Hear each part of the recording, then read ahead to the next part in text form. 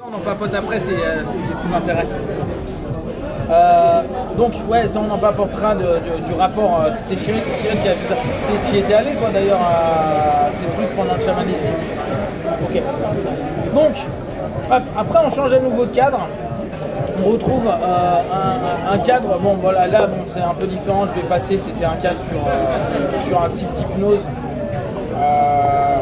Au bout du compte, bah là, si on pourrait parler de cadre. On rechange de cadre, c'est-à-dire que tu sors d'un cadre chaman, on a une petite pause, donc là tu peux dire que tu sors de ta transe un petit peu. Ensuite, tu as une expérience de transe sans vraiment d'émerge. Vous vous reconnectez à vous et quand vous sentez bien, vous retournez dans l'ici maintenant. C'est pas sûr que tu sors très très bien. Donc après, on retourne dans un cadre où c'était Jérôme qui présentait Hypnose Flash. Et moi, la sensation que j'ai eue, c'est je suis dans un cadre de congrès, donc moi, mon présupposé, mais qui est faux, c'est de me dire dans un congrès, je vais apprendre des nouvelles choses. On va me proposer des orientations, des idées, des concepts, et peut-être même des démos. Mais les démos, je me doute que c'est pas facile à faire. En une heure, c'est peut-être. Ça dépend comment tu structures. Hein. Oui, c'est vrai. C'était Bertrand qui en avait fait une avec une démo, je crois, à l'Arche. Et il a réussi. Lui, c'était même pas une heure, hein, c'était 20 minutes, je crois, à l'époque. Oui, puis chez lui, t'arrives à en faire aussi, quoi. Je pense que tu peux. Bon, qu'importe. Après, chacun a sa structure. Oui. Là encore, chacun a son cadre et je ne sais pas les prérequis qui étaient proposés. Mais tu vois, tu arrives et là j'ai eu l'impression d'être à un cours de marketing. Ils nous proposent ces trucs, ils nous disent ce que ça donne. Propose, disent ce que ça donne. Propose, sauf qu'on ne sait pas ce qui se passe. Donc, dans un cadre, moi qui me dis je vais apprendre des choses, là je me dis j'apprends pas grand chose ou à la limite si j'ai lu un petit peu déjà sur sa méthode ou lu son bouquin un truc, j'apprendrai rien de nouveau, mais bon, sans dire qu'on ait besoin d'apprendre quelque chose de nouveau, moi j'aime bien avoir la question qui te dit tiens moi peut-être que ça serait intéressant d'aller étudier ou d'aller s'ouvrir à quelque chose.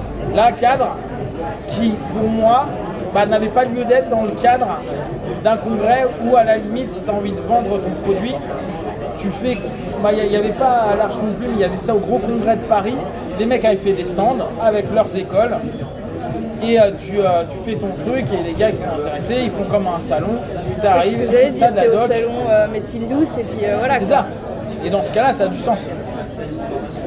Après on arrive donc sur les notions d'auto-hypnose, alors là c'est intéressant sur une question de cadre. Là, c'était vraiment, je les écoutais, c'était sympa parce que toi, ils te proposaient tout ce que tu pouvais faire avec de l'auto-hypnose. Donc ça, c'est plutôt sympa. Le truc que je me suis posé, parce que je faisais que d'entendre, l'auto-hypnose, ça vous permet de régler un problème, de devenir quelqu'un d'autre, de dépasser quelque chose, de. Et alors, moi, je devais être resté dans le matin avec Carl Jung, tu vois, et je me suis dit, mais est-ce que le cadre de l'auto-hypnose est de devenir qui on est réellement ou simplement de rajouter des masques supplémentaires à qui on ne veut pas être? C'est mignon. Avec le Jung, oui, non, mais c'est vrai, avec la. Moi, je suis très jungien, persona. Tu as peur de quelque chose, est-ce que c'est vraiment toi? Ou est-ce que c'est pas réellement toi? Et si c'est pas réellement toi, tu vas mettre quelque chose pour ne plus être comme ça, avoir peur. Mais tu vas être qui alors? Tu te rapproches de toi ou en fait tu remets une couche pour être encore moins toi? Tu enlèves ou tu mets des masques, ouais. En gros, est-ce que l'élément, est-ce que naturellement on est non traumatique d'entrée? J'en sais rien. Oui, et est-ce que le traumatisme ne fait pas partie de nous-mêmes, sachant que tout le monde va dire ouais mais c'est parce que je me suis cassé la gueule dans la vie, je suis devenu l'homme que je suis. Donc en gros tu es au travers du traumatisme. Si on t'enlève le trauma, t'es qui? Donc là c'est une vraie question. Hein. Mais qu'elle soit l'expérience, même pas. C'est même pas pour le truc. C'est tu sais, au fur et à mesure j'entendais ouais mais tu peux enlever ça, tu peux faire ça. Et ce qui est vrai, c'est ce qui est génial avec l'auto-hypnose. Mais vous êtes d'accord que mais j'en sais rien, mais peut-être vous pouvez être d'accord que l'idée que les personnes qui viennent en thérapie, ils veulent se découvrir. Souvent on a ce truc-là, j'aimerais savoir qui je suis vraiment, c'est pas vraiment moi, il y a une partie de moi qui veut pas. Non, c'est toi qui veux pas. Donc c'est peut-être le toi réel qui veut pas avancer. Non, c'est une partie de moi. Non, attends, est-ce que tu es l'illusion de ce que tu as envie d'être? Ou est-ce que tu es toi dans la limite de qui tu es? Et donc est-ce que je suis? Non, non, mais voilà, mon but c'est même pas saturé, hein, c'est vraiment, c'est hyper fondamental. C'est hyper fondamental. Voilà, c'est clair. Et je me pose réellement la question. C'est pour ça que à un moment je m'étais cogité à un truc de tout. On est limité, on est ce qu'on est, et donc on a nos traumas, nos malaises. Ouais, mais je vais pas vivre toute ma vie avec la peur de l'avion. Oui, je l'entends. Mais est-ce que ça fait pas partie de toi? Maintenant, si on peut l'enlever, ça fait pas partie de moi parce que c'est lié à quelque chose de. Oui, mais ça fait partie de ton histoire. Ça fait partie de ton histoire, mais à ce moment-là, est-ce que c'est pas juste un symptôme? Mais j'en sais rien. Oui. Là, j'ai une question. Je ne vais pas te donner de réponse, j'en sais rien. La question, c'est à force de vouloir changer. Bon, soyons hyper factuels. Sur les années, tous les gens qu'on voit en psychothérapie, et même en thérapie brève, et même en thérapie solutionniste, franchement, moi j'en ai rencontré, je pense maintenant des milliers, j'en rencontre encore à des séminaires, des trucs. Je les trouve pas bien, je les trouve pas heureux. Et pourtant, ça fait des années que les mecs ils tapent sur eux. Et à dire, je cherche qui je suis vraiment et j'apaise des trucs. Et l'hypnose, la PNL, le MDR, ça sauve ma vie. Mais si t'en es là maintenant et qu'avec tout ça, t'as 20, 30 ans de pratique, t'es aussi merdique, c'est peut-être que fondamentalement t'es comme ça. Et peut-être que si t'avais juste accepté, je suis comme ça, t'aurais perdu moins d'argent, fait moins de séminaires à la con. Et tu serais peut-être tout aussi heureux. C'est une question, hein, je ne suis pas en train de vous dire que j'en connais la réponse. Mais c'est moins sexy parce que là je suis en train de perdre du business, c'est chier. Mais merde, faites du développement personnel. Qu'est-ce qu'on a dit Marketing. Vous avez trouvé qui vous êtes réellement. Bon, et tu vois, l'auto-hypnose, c'est ce qui m'a... Ça me fait remonter cette notion de cadre. Quel cadre je suis, de savoir qui je suis, être réellement moi. Est-ce que le réellement moi, il est un potentiel limité ou c'est juste le gars lambda?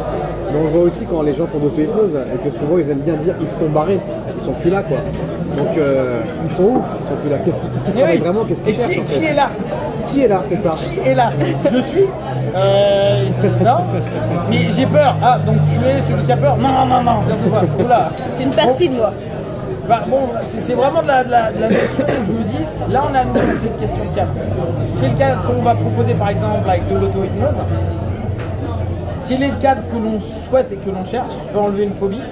Ou est-ce que je veux me découvrir moi? Et tu remarques, quelqu'un qui commence avec une petite séance d'hypnose pour de la phobie, de la clope et tout. Après, certains reviennent et disent ouais, j'aimerais aller plus loin. Plus loin d'où? T'es au courant, t'es en train d'ouvrir le bordel dans ta vie là. La boîte de Pandore. C'est ça, t'es dans la merde. Et ça, le cadre il est intéressant. Est-ce que tu veux foutre ta vie en l'air? Est-ce que tu veux travailler profondément? Est-ce que tu veux rester en ne te connaissant pas, mais en fait c'est amplement suffisant parce que tu es ce que tu ne connais pas? C'est vrai, si on ne se prend pas la tête à se poser qui on est, ce que l'on est en termes comportementaux, même s'il est dissonant à certains moments, il représente qui on est réellement. Si tu commences à te poser la question si tu es réellement celui qui fait la chose ou pas réellement, ça commence à devenir galère. Ouais, mais une partie subconsciente, c'est toi. Tu vois, et on revient sur cette notion divergente de conscience subconsciente. Il y a une partie de moi, il n'y a pas de partie de toi. Il n'y a que toi entièrement qui ne fait pas. Et tu n'as pas envie. On reviendra dessus en papotage.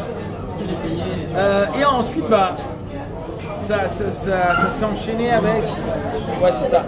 Tac, tac, ils ont un. Et après, on a eu Kevin qui là parlait justement de tout ce qui est rapport dialectique, etc. Donc les discours avec les parties potentielles de soi, qui a été vu en dialogique, qui a été vu en hypnologie notamment. Donc avec ces notions de réunir, parce que même si on bouge, c'est plus un mouvement qu'un état d'être. Si on repense le truc, c'est d'ailleurs il le parlait en termes de zone, c'est que le mouvement intérieur. Nous en tant que tel, notre cadre il est toujours le même, on est nous. Mais on a des mouvements intérieurs et pas des parties de nous. Conscient, subconscient, c'est blasé. C'est des parties de mouvement, la partie de la conscience, la partie du subconscient qui vont être dans des mouvements. Et donc on n'est plus dans des notions d'être en termes d'état je suis, mais un mouvement intérieur du je suis global qui là va commencer à donner sens. Et là dans ce cas-là, je suis plus en adéquation dans la notion de dire on est des êtres en mouvement avec des zones dans lesquelles on va circuler, plutôt que de dire c'est une partie de moi qui veut pas. Ta mère, c'est toi quand tu es dans cette zone-là à un moment donné où tu fais et tu vois, il donnait un exemple qui était je sais même plus si c'est lui qui le donnait, c'était, je crois que c'était où tu te motives sur un truc et le lendemain matin tu te rends compte que tu es plus motivé par la dite chose. Donc ça c'est intéressant et ça nous redonne un cadre global au travers de sous-cadres intérieurs nous-mêmes, mais peut-être qu'il n'y a pas de sous-cadre intérieur, il y a juste un cadre et après on a cette notion, moi je parle de territoire intérieur où on se déplace à l'intérieur et il y a des endroits qui sont obscurs et ça reste moi. Et là on revient à Jung